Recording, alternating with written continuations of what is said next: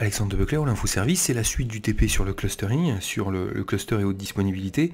Donc pour l'instant, ce qu'on a fait, c'est qu'on a créé, on a notre DC qui est ici. Ici, on a notre cluster 1 et notre cluster 2 qui sont deux serveurs alors qui s'appellent NLB 01 et 02 parce que je les ai pas renommés. Et on a ici notre serveur de fichiers sur lequel on a créé des cibles ISCSI pour notre application et nos clusters. Donc ici je suis sur le NLB1, je me rends dans la console gestionnaire de cluster de basculement. Alors pour le refaire, je me mets ici, gestionnaire de cluster à basculement. Voilà.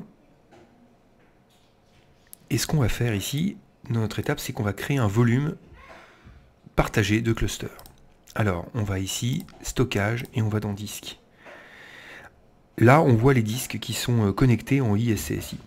Donc on va sélectionner un des disques qui serait disponible. Alors il y en a un d'ailleurs. D'accord. Hop, voilà, je sélectionne le numéro 2.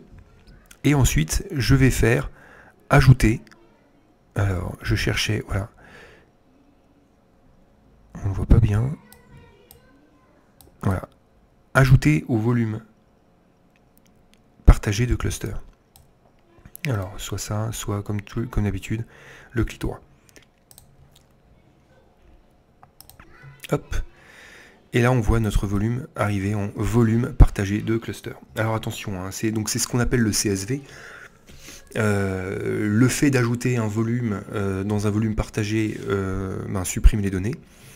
Et l'intérêt de faire ça, d'avoir un volume partagé, c'est qu'il peut y avoir des accès concurrentiels simultanés, enfin des accès concurrentiels justement, j'ai pas besoin de dire simultanés, c'est-à-dire que deux serveurs peuvent accéder à un fichier qui serait ouvert en mode exclusif, voilà, sur les volumes partagés de cluster.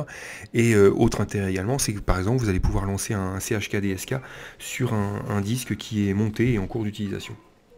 Voilà, donc ça c'est fait. Maintenant, toujours dans notre gestionnaire de cluster de basculement, on peut configurer un rôle. Donc ici, vous avez un nœud ici qui s'appelle rôle. Et là, on va pouvoir configurer, alors, je remets un petit peu, voilà, on va pouvoir ici configurer un rôle. Alors, donc, avant de commencer, on fait suivant, comme d'habitude, sauf si vous voulez voir un peu de quoi il s'agit. Et là, on va sélectionner, alors, normalement, il y a service de rôle générique, service générique. Voilà. On va cliquer sur suivant. Alors, vous voyez, il y a d'autres rôles hein, si vous le souhaitez. Et ici, on va sélectionner notre service qui est en cours, c'est le service de publication World Wide Web. Voilà, ça c'est notre 2IS qui tourne en fait hein, sur notre serveur. Alors, on va faire suivant. Ensuite, on nous demande ici de définir un nom. Donc là, on va faire web intra par exemple. Pardon. Et ici, on va définir une adresse qui sera donc 192.168.0.201. Donc voilà. On va faire suivant. On va ici ensuite sélectionner le stockage que l'on veut. Hop. Donc on le coche. Il y a une petite case à cocher qui est juste devant.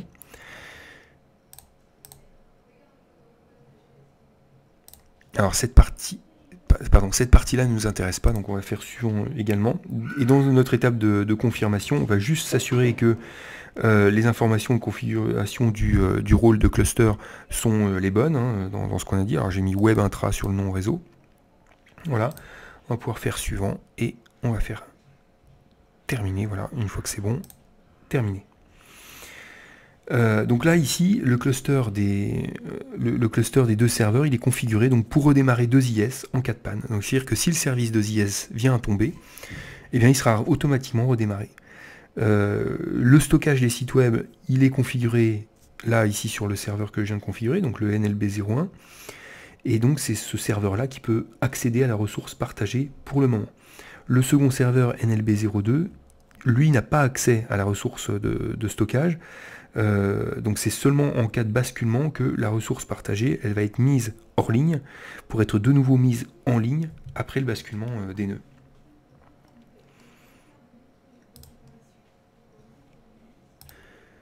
D'ailleurs il y a une petite information un peu étonnante, c'est que ici, bien que je sois sur le NLB 01 et que j'ai fait toutes mes manips sur ce serveur NLB 01, le propriétaire c'est NLB 02. C'est un peu étonnant, mais bon. Voilà. Donc ce qu'on va faire maintenant, c'est qu'on va simuler une panne. Donc, alors pour faire, bon, on va rester sur cette console en fait. Alors pour le coup, vu que c'est NLB2, je vais me connecter d'abord sur NLB2. Je vais me connecter, hop, et je vais aller dans les services, ou je vais aller dans la console. Je crois que je peux le faire depuis la console, il me semble. Non, je dois pas pouvoir le faire. Je vais faire comme ça, je vais faire service.msc et on va aller arrêter le service de publication World Wide Web.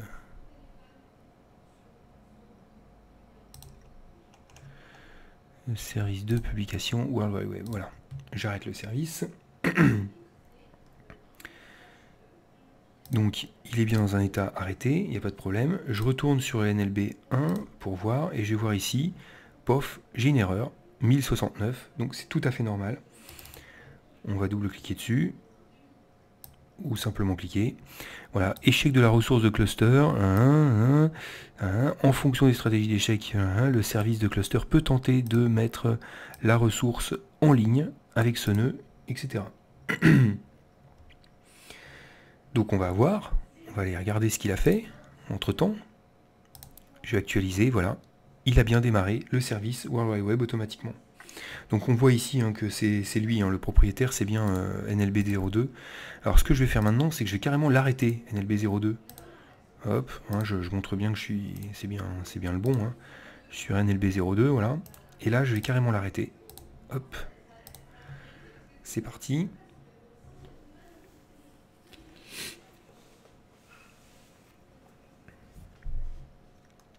On arrête le service de cluster, donc on va aller renseigner un peu tout le monde qu'il y a un arrêt en cours.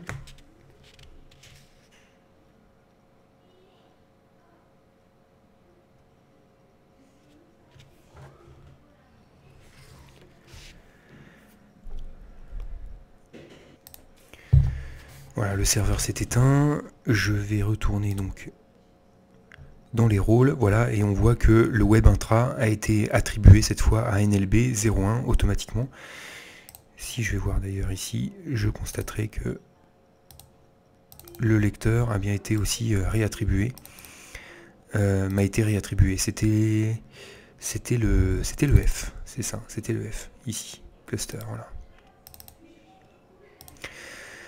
Voilà, donc le cluster fonctionne. Alors pour résumer ce qu'on a fait, on a créé un cluster avec basculement, avec une solution logicielle de haute disponibilité qui était prise en charge, c'était ici le 2IS. On peut monter jusqu'à 64 nœuds physiques, 4000 machines virtuelles enfin 4000 machines virtuelles dans un cluster à basculement. Le nœud, ça représente donc un serveur. Les clients communiquent avec une adresse IP virtuelle. On a un autre réseau, le 172.16.0.1 et le 2, qui permet de faire communiquer les clusters entre eux dans ce réseau interne, pour le Heartbeat, on appelle ça. On a vu les volumes partagés.